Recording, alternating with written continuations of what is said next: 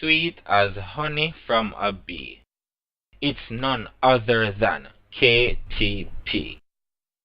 This poem is titled Magnificent Nature.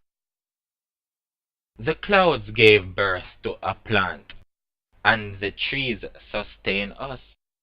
We can't see it, but we can feel it. The birds cut the air. They are in paradise in the heavens.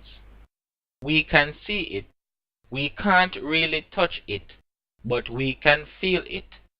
Fire is dangerous but beautiful. It goes up, it comes down, and it replenishes us.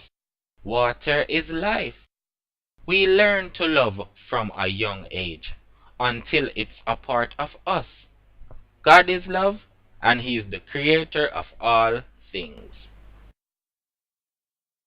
This poem is powered by Island Poetry Inc. It's the art of what we think.